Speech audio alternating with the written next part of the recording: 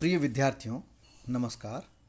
आज इस व्याख्यान में हम पेपर डिस्कशन 2 के अंतर्गत मोहनलाल सुखाड़िया विश्वविद्यालय उदयपुर द्वारा बीए तृतीय वर्ष के प्रश्न पत्र 2 में पूछे गए प्रश्नों के बारे में डिस्कशन करेंगे। जैसा कि आप जानते हैं कि प्रत्येक प्रश्न पत्र अर्थात पेपर 5 यूनिट में डिवाइड होता है और प्रत्येक यूनिट में से प्रश्न पूछे जाते हैं।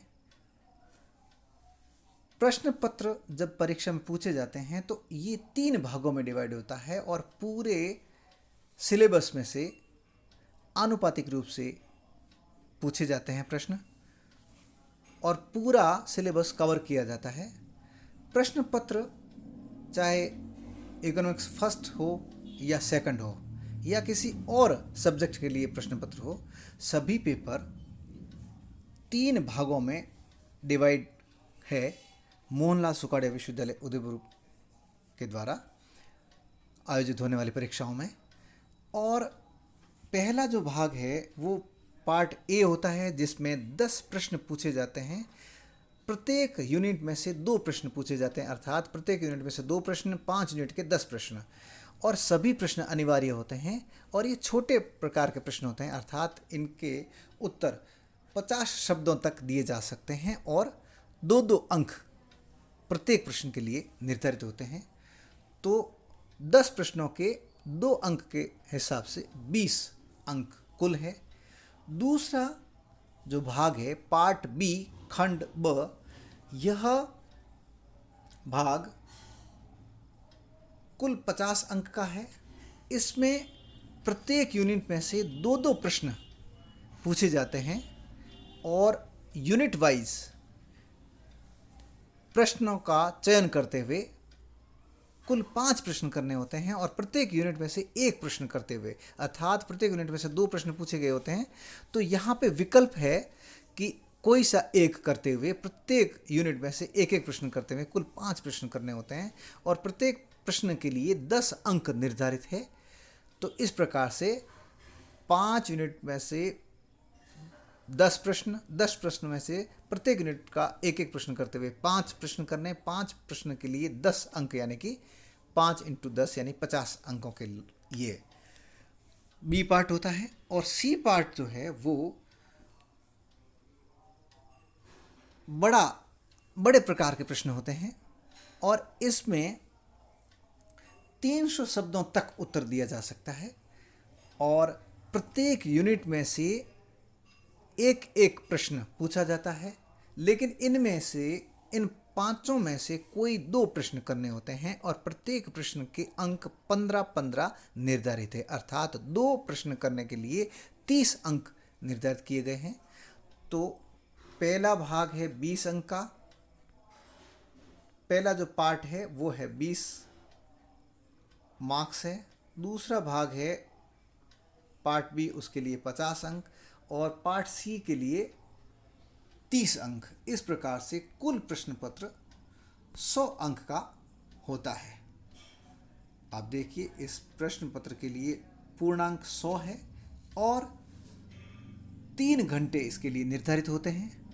यद्यपि 2020 कोरोना काल रहा है और कोविड-19 के तहत प्रश्न पत्र में कुछ ढील दी गई है, जिसमें पार्ट सी नहीं करना था और पार्ट ए पूरा करना है और बी में से कोई 5 प्रश्न करने हैं और 3 घंटे की बजाय इस वर्ष के लिए, केवल इस वर्ष के लिए ये 2 घंटे का आयोजित हुआ था। लेकिन जो इस वर्ष यानी 2020-21 के लिए अध्ययन कर रहे हैं उनको ये ध्यान रखना होगा कि प्रश्न पत्र पूर्ण रूप से इस प्रकार का है, जिसमें 3 भाग है, ए बी सी, और 100 अंक का होता है और 3 घंटे का होता है। ए भाग में 10 प्रश्न हैं, प्रत्येक यूनिट में से 2-2 प्रश्न पूछे जाते हैं और सभी प्रश्नों के लिए 2-2 अंक निर्धारित है और सभी प्रश्न अनिवार्य रूप से करने होते हैं। इसमें किसी भी प्रकार का कोई विकल्प नहीं है। दूसरा भाग, प्रत्येक यूनिट में से दो दो प्रश्न पूछे जाते हैं और कुल 10 प्रश्न होते हैं, लेकिन प्रत्येक यूनिट में से एक एक प्रश्न करने होते हैं। अर्थात यहाँ पे विकल्प मौजूद हैं, लेकिन विद इन यूनिट ऑप्शन है। और पार्ट सी में पूर्ण रूप से विकल्प दिया गया है, जिसमें 5 प्रश्न प्रत्येक यूनिट में से एक एक चयन करते हुए पूछे गए होते हैं और कोई से 2 ही विद्यार्थी को करने होते हैं। अब हम चलते हैं पार्ट ए में पूछे गए प्रश्नों को किस प्रकार से पूछा गया उसके लिए। प्रश्न कुल 16 दिए हुए हैं। इसमें प्रश्न 1 जो है वो पार्ट ए के सभी प्रश्नों को एक में के रूप में दिखाया गया है। कहीं कहीं 1 2 3 पूरे अलग अलग डिवाइड कर दिए जाते हैं कई बार, और कई बार पूरे यूनिट पूरे पार्ट को एक प्रश्न के रूप में पूछ लिया जाता है और ये लिख दिया जाता है कि निम्नांकित प्रश्नों के उत्तर दीजिए, और उसमें 1 2 3 4 5 6 7 8 9 10 जो कि रोमन में लिखे होते हैं, या फिर ABCD और ऐसे भी पूछा जा सकता है। यहाँ पे प्रश्न नंबर 1 है जिसमें 10 प्रश्न डिवाइड कर रखा है, जो रोमन में लिख रहे हैं 1 2 3 4 5 6 7 8 9 और 10। और प्रश्न जो है वो है पहले प्रश्न का फर्स्ट है क्वेश्चन, वो है अंतर्राष्ट्रीय व्यापार की 2 विशेषताएं बताइए। इसमें आपको, जैसा मैंने बताया, पार्ट ए में जो 50 शब्द निर्धारित है इसके अंदर ही आपको उत्तर देना है। इसके लिए 2 अंक निर्धारित है। सभी जो ये प्रश्न एक के लिए जितने भी प्रश्न मैं अभी आपको बताऊंगा उन सब के लिए 2 2 अंक निर्धारित है, मैं पहले बता चुका हूँ। दूसरा जो जो प्रश्न नंबर 1 है उसका जो सेकंड है वो है अंतर क्षेत्रीय व्यापार का अर्थ बताइए। और तीसरा है पारस्परिक मांग से आपका आशय क्या है। यदि मैं इंग्लिश में भी साथ साथ में बोल सकता हूँ। पहला जो प्रश्न है वो right 2 characteristics of international trade, और सेकंड है explain meaning of inter regional trade. फिर है what do you mean by reciprocal demand.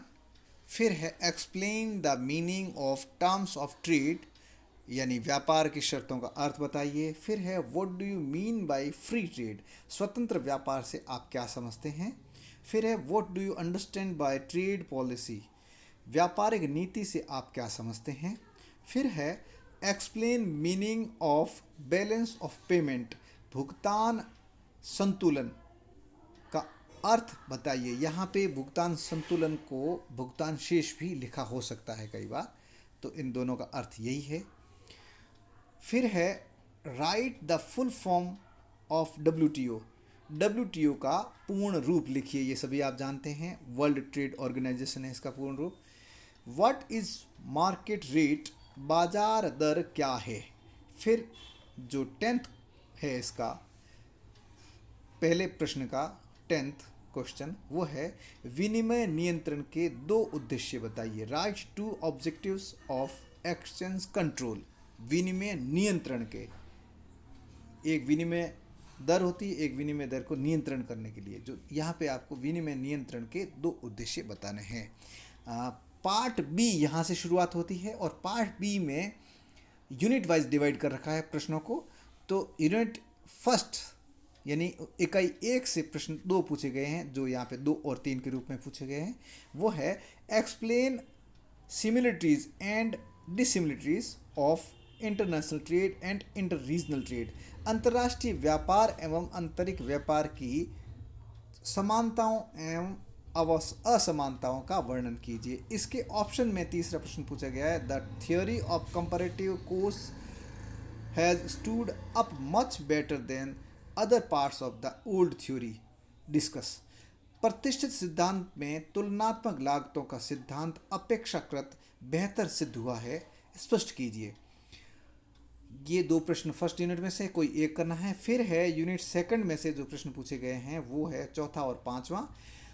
चौथा इस प्रकार है, international trade is an engine of economic growth, explain this statement, अंतर्राष्ट्रीय व्यापार आर्थिक विकास का इंजन है, कथन की व्याख्या कीजिए। और इसका जो विकल्प है वो है explain clearly the different concepts of terms of trade, व्यापार की शर्तों से संबद्ध विभिन्न धारणाओं को स्पष्ट रूप से समझाइए।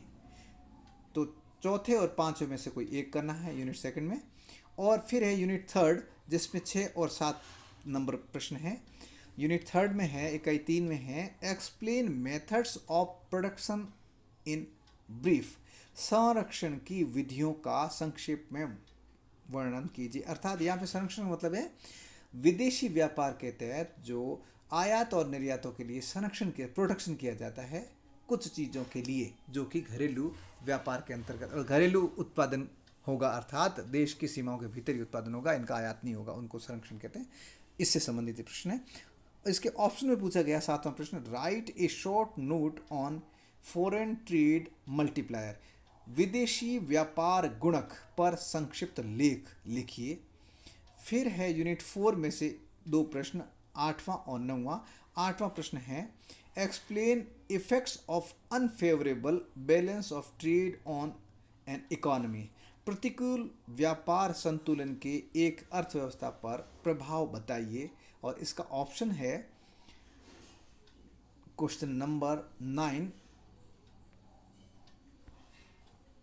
Indicate the main objectives of international monetary fund. अंतर्राष्ट्रीय मुद्रा कोष के प्रमुख उद्देश्य बताइए। मतलब आईएमएफ जो बार बार हमेशा सुनने को आता है, आईएमएफ इंटरनेशनल मॉनेटरी फंड, इसके बारे में इसके मुख्य उद्देश्य बताने हैं आपको।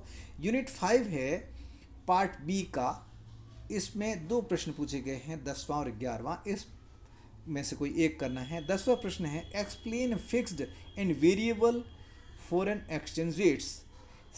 स्थिर एवं परिवर्तनशील विनिमय दरों को समझाइए। इसका ऑप्शन है question number 11, explain methods of exchange control. विनिमय नियंत्रण की विधियां बताइए। ये पार्ट बी था। अब पार्ट सी शुरू होता है और पार्ट सी का जो पहला प्रश्न है पहली यूनिट से क्वेश्चन 12, ये पार्ट सी जो है वो 12 से लेकर 16 तक है। प्रत्येक यूनिट में से एक एक प्रश्न पूछा गया है। कोई 2 प्रश्न आपको चुनकर करने, कोई से 2, 12 से लेकर 16 तक कोई से 2 प्रश्न करने हैं।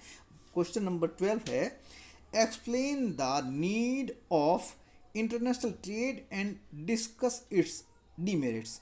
अंतर्राष्ट्रीय व्यापार की आवश्यकता स्पष्ट कीजिए, इसकी हानियों का भी उल्लेख कीजिए। ये प्रश्न है 12वां। और 13वां प्रश्न है, how do gains from trade arise. In what sense do these depend on terms of trade and can be measured by changes their in.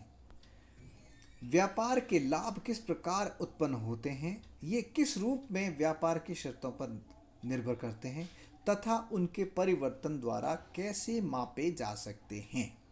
Question number 14 है, right A note on optimum tariff. अनुकूलतम प्रशुल्क पर एक लेख लिखिए। और question number 15 है, what are the causes of disequilibrium in the balance of payments of a country. Discuss the corrective measures taken for such disequilibrium, particularly in the developing countries. किसी देश में प्रतिकूल भुगतान संतुलन के क्या कारण हो सकते हैं?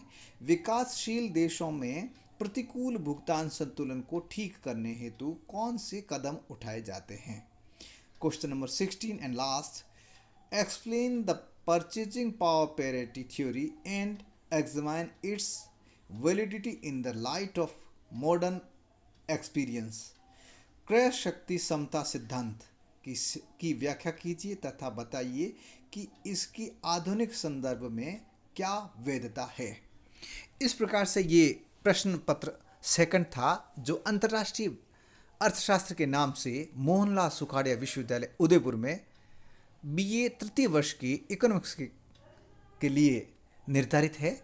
और इसी तरह से अन्य विश्वविद्यालयों में भी अंतर्राष्ट्रीय अर्थशास्त्र के नाम से यह पेपर पढ़ाया जाता है। कुछ कुछ क्वेश्चन सेम हो सकते हैं यदि सिलेबस समान हो तो, लेकिन कुछ जो बेसिक क्वेश्चंस होते हैं, बेसिक सिलेबस होता है, वो सभी विश्वविद्यालयों में समान होता है।